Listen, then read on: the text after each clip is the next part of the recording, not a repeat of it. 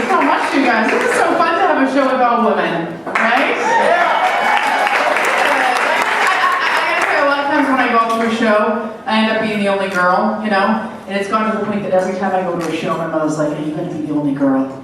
And I'm like, yeah. And she's like, well, for Christ's sake, be careful.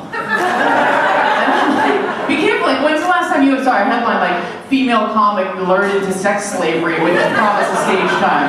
It just doesn't happen. She's like, make all the jokes you want, those male comics, they drink, they do drugs, it makes them very horny. I'm like, Mom, you do know me, you're not scaring me or enticing me now. Now I want to go to the show. Couldn't keep me home if you tried. This is actually, I got a little dressed up. My mother's been on me lately. She's like, you know what, Kendra, you don't dress like a woman who wants to meet a man.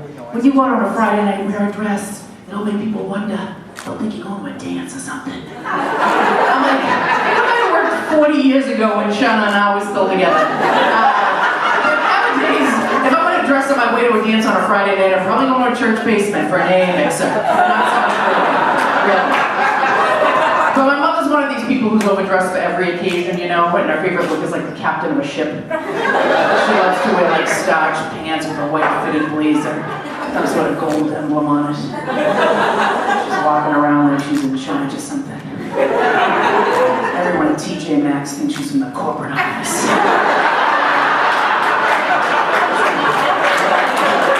That sort of power. But I think that's the only thing like her and my father had in common was that they both like to get dressed up, you know, because he was always sitting around the couch in a three-piece suit just in case a pallbearer dropped out at the last minute. Be the man that we all wanted him to be. But my whole family's like a little nutty. Like, whenever I go home, they love to talk about my family tree, but there's really nothing there of value to speak of, you know what I mean? It's like everyone in my family tree has a physical impairment, a mental disability, always followed up with their one redeeming characteristic, you know? So they'll be like, oh, you want to be a great Aunt Sophie, don't you? Hunchback, manic, depressive, but what did you make a pot roast? Oh my God! It's like butter falling off the bone that meat. She's married to your great Uncle Charlie, clubfoot, alcoholic, but boy, can you jitterbug? Oh my God! One regional awards he did.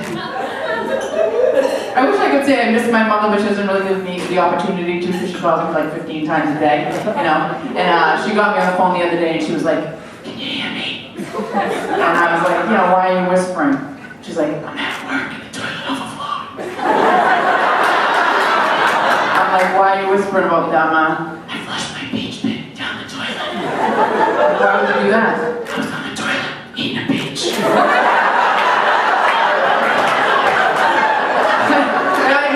Very criminal about it, like, did you tell anyone else the story? Frame this on someone. Does anyone there know you're my mother? I don't want the shame. I went traveling with her though. We went to Montreal. Has anyone been there recently? A lot of sex shops in Montreal. Yeah, I didn't know that. I wish I did. I probably would have packed a lot differently. But when we were leaving Montreal, my mother said to me, next time we come, I want to go to one of those sex shops. And I said, well, why don't you just go when we were here? And she was like, I didn't have enough time. I'm like, how much time do you need in a sex shop? I don't think I've ever been in a sex shop more than 5 minutes in my life before I'm like, shit, someone could actually see me here. If something goes down in Mindy's dildo shop, I could consider a witness. Or a suspect, for that matter. Let me get the hell out of here. She's like, that's exactly why I want to go with you. You would have rushed me. I guess that is the last thing you want to hear in a sex shop. It's like, come on, Mom, let's go.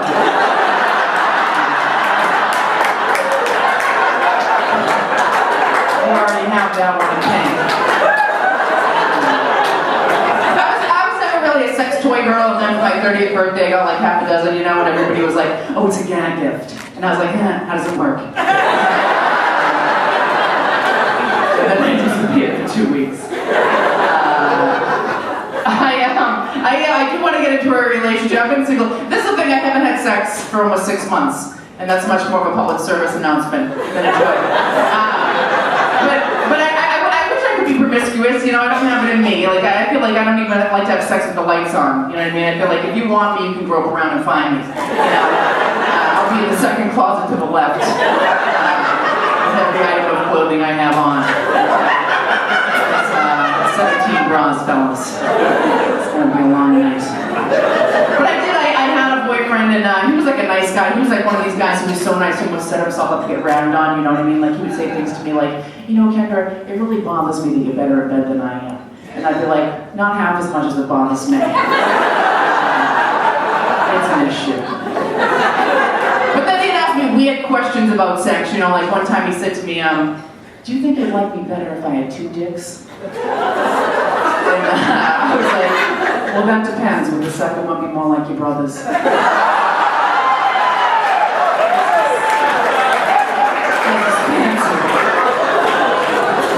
nice one.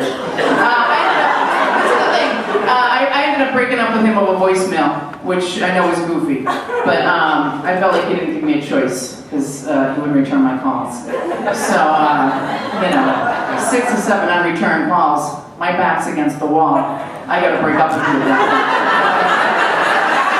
point. So I left him on voicemail. I said, you know, you're distant, you're uncommunicative.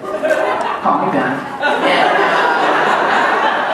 so he sent me a text message. He said, for the love of God, leave me alone. And he was never really a spiritual person, so I think in the long run, I really had an impact.